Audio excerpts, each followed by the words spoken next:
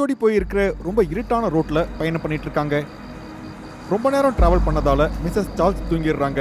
அப்போ திடீர்னு mister Charles வேகமா போயிட்டு இருக்கிற கார்ல பிரேக் போடுறாரு. உடனே மிஸ்ஸஸ் சார்ல்ஸ் எழுந்துடுறாங்க. அப்புறம் கண்ணை தேய்ச்சிட்டு கேக்குறாங்க, சார்ல்ஸ், எப்பயாவது ஒரு நாள் நம்ம சாக வேண்டியதுதான். ஆனா இன்னைக்கு இங்க எதுக்காக நீ காரை நிக்க வச்சேன்னு புரியல.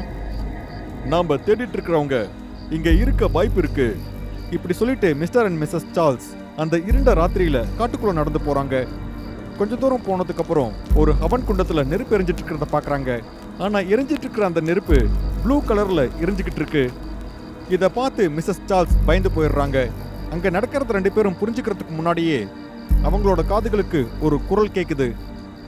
நீங்க ரெண்டு பேரும் 18 வருஷங்கள் 208 நாட்கள் கழிச்சு இங்க வந்திருக்கீங்க. நீங்க ரொம்ப கஷ்டமான சூழ்நிலையில தானே இந்த இடத்துக்கு வருவீங்க. வாங்க நண்பர்களே. இந்த குரலை கேட்டு ரெண்டு பேரும் திரும்பி பார்க்கறாங்க. அவங்களுக்கு பின்னாடி நின்றுட்டு இருக்கிறது வேற யாரும் இல்ல, அது அகோரி நந்தா தான். அவரோட உடல் முழுவதும் சாம்பலை பூசியிருந்தாரு. மிஸ்டர் சார்ல்ஸ் அகோரி நந்தாவை பார்த்த உடனே ரொம்ப சந்தோஷப்படுறாரு. அப்புறம் சிரிப்போட அவர் கேட்கிறாரு, அகோரி நந்தா, கடைசியா உங்களை சந்திக்க வேண்டிய காலம் வந்துருச்சு. அதனால தான் நாங்க வந்திருக்கோம். டார்லிங், உன்னை நான் சந்திக்கிறதுக்கு முன்னாடி என் பழைய கேஸ்களை தீக்கிறதுக்கு இவர் தான் எனக்கு உதவி பண்ணுவாரு. சார்ல்ஸ், இவங்க யாரோ கொஞ்சம் வயசுல பெரியவங்க மாதிரி இருக்கு. வயசு வித்தியாசம் நிச்சயமா இருக்கு. ஆனா தீய சக்திகளுக்கு எதிராக போராடுற குணம் எங்கிட்டையும் இருக்கு. ரெண்டு பேரும் தீமைக்கு எதிராக போராடுவோம். சரி, அந்த சின்ன பொண்ணு எங்க? அகோரி, உங்ககிட்ட எனக்கு ரொம்ப பிடிச்ச விஷயமே நீ எதிர்காலத்தை ரொம்ப நல்லாவே கணிச்சு வச்சிருக்க. பாட்டில்ல அடைக்கப்பட்ட அந்த பொண்ணு கார்ல ரொம்ப பாதுகாப்பா இருக்காங்க. இதுக்கு அதிக நேரம் இல்ல, என்னை பின்தொடர்ந்து வாங்க. சீக்கிரமா வாங்க, நாம அந்த மர்மத்தை சேர்ந்தே தீப்போம். இப்படி சொன்ன உடனே சார்ல்ஸ் தம்பதியினர் அகோரி நந்தாவை பின்தொடர்ந்து அந்த காட்டுக்குள்ள நடக்க ஆரம்பிக்கிறாங்க. 3 பேரும் அந்த அக்னியை சுத்தி உட்கார்ந்துக்கிறாங்க. அகோரி நந்தா மிஸ்ஸஸ் சார்ல்ஸோட கையை பிடிச்சுக்கிட்டு ஏதோ மந்திரத்தை உச்சரிக்கிறாரு. அப்புறம் தியானத்துக்கு போயிட்டு சொல்றாரு, நான் சொல்றேன் இந்த மந்திரத்தை 3 முறை ஜெபிச்சு அப்புறம் நீங்க தியானம் பண்ணுங்க. உங்களோட எல்லா கேள்விகளுக்கும் பதில் கிடைக்கும். ஜெய் மகாகால். மகாகால் மகாதேவ் மந்திரத்தை அகோரி நந்தா தொடர்ந்து சொல்லிக்கிட்டே இருக்காரு.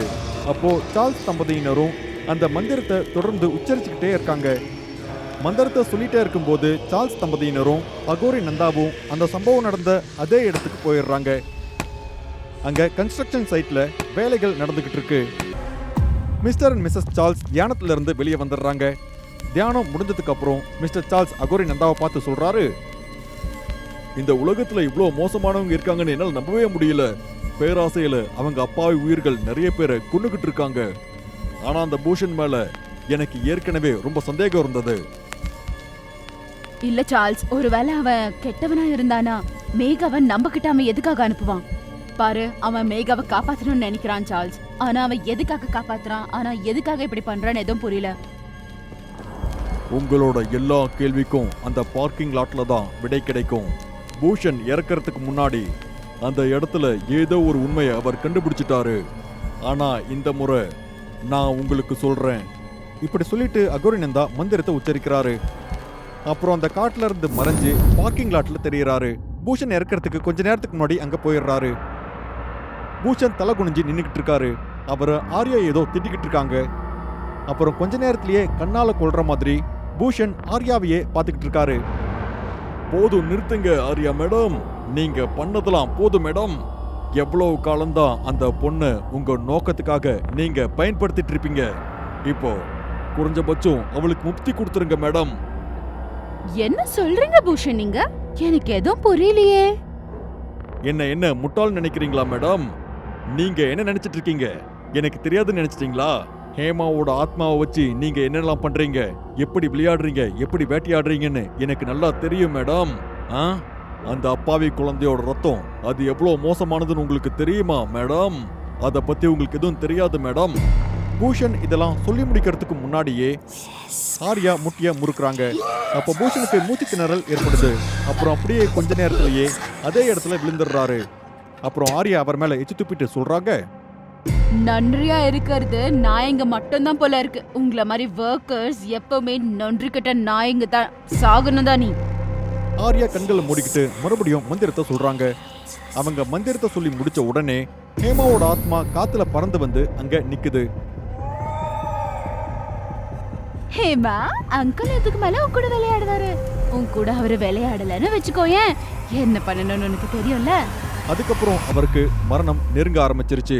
அதுக்கப்புறம் பூஷன் எங்க போனாலும், அது பக்கத்துல இருக்கிற கடைக்கு போனாலும் சரி, இல்ல கார்டனுக்கு போனாலும் சரி, ஹேமாவோட ஆத்மா அவரை பின்தொடர்ந்துகிட்டே இருக்கு. அவரோட விளையாடணும் அப்படின்னு மட்டும்தான் அந்த ஆத்மா தொடர்ந்து சொல்லிக்கிட்டு இருக்கு. பூஷன் ஒரு ஹார்ட் பேஷண்ட். ஹேமாவோட ஆத்மா அடிக்கடி அவர் முன்னாடி வந்து நிக்குது. இதால அவருக்கு பைத்தியமே பிடிச்சிரும் போல இருந்தது. பூஷனுக்கு இப்போ ஒரு விஷயம் நல்லாவே தெரிஞ்சிருச்சு, தான் சாக போறேன் அப்படின்னு. அதனால துண்டிக்கப்பட்ட ஹேமாவோட விரல மேகாவோட பார்சல்ல மறைச்சு வச்சுட்டாரு. அப்புறம் இந்த பார்க்கிங் லாட்ல என்ன நடந்துச்சுன்னு உங்களுக்கே தெரியும். இங்க மிஸ்டர் அண்ட் மிஸ்ஸஸ் சார்ல்ஸ் வராங்க. அகோரி நந்தா நடந்த எல்லாத்தையுமே மேல இருந்து பார்த்துக்கிட்டு இருக்காரு. அப்ப திடீர்னு அவர் ஏதோ ஒரு விஷயத்தை உணர ஆரம்பிக்கிறாரு.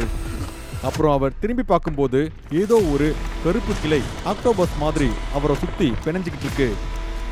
அப்ப பிரகாசமான ஒரு ஒளி அவருக்கு முன்னாடி தெரியுது. அவர் கண் திறந்து பார்த்ததும் ஆர்யா அவருக்கு முன்னாடி நிக்கிறாங்க. அவங்க கண் சிவப்பா இருக்கு, நகம் ரொம்ப கூர்மையா இருக்கு. அப்புறம் அவங்க கூர்மையான நகத்தால அகோரி நந்தாவோட மார்பை கிழிக்கிறாங்க. உங்களுக்கு என்ன தோணுச்சு? இவரோட மந்திர தந்திரங்களால தான் நீங்க இதெல்லாம் பாத்தீங்கன்னு நினைச்சீங்களா? நேவா, நான் தான் உங்களை பார்க்க விட்டு வேடிக்கை பார்த்தேன். ஏன்னா மேகா எங்க இருக்குன்னு சொல்லணும்ல, அப்பதான் நான் உங்களை உயிரோட விட போறேன். இல்லனா your time starts now. Aghori நந்தாவோட தவம் கிளஞ்சிருச்சு. அவர் மறுபடியும் அந்த ஹவன் குண்டத்துக்கே வந்துடுறாரு. ஆனா அந்த பேய் நகத்தால கிழிக்கப்பட்ட அந்த நகைக்காயங்கள் இன்னும் அவரோட நெஞ்சில இருக்கு. அவரோட கண்ணுல பயங்கரமான பயம் தெரியுது. இது வரைக்கும் அவர்கிட்ட இல்லாத பயம். அகோரி, உங்களுக்கு ஒண்ணும் இல்லையே? நண்பா சொல்லுங்க, நீங்க அங்க என்ன பாத்தீங்க? நம்ம நேரத்தை. நண்பர்களே, நீங்க என்ன நினைக்கிறீங்க? அந்த பேய் அகோரிய என்ன பண்ணும்? இல்ல இந்த 3 பேரால அந்த பேயை அழிக்க முடியுமா? இதை நீங்க கமெண்ட் பண்ணி சொல்லுங்க. அப்புறம் அடுத்த பார்ட்டுக்காக காத்துக்கிட்டு இருங்க. பயங்கரமா இருக்கிற இந்த மாதிரியான கதைகளை பார்க்கறதுக்காக டூடு டிவி ஹாரர் தமிழுக்கு உடனே சப்ஸ்கிரைப் பண்ணுங்க. அப்புறம் உங்களோட கதையும் இந்த உலகத்தில் இருக்கிறவங்க பார்க்கணும்னு நீங்க ஆசைப்பட்டீங்கன்னா உடனே டூடு டிவி மெயில் அட்ரஸ்க்கு உங்களோட கதையை அனுப்புங்க.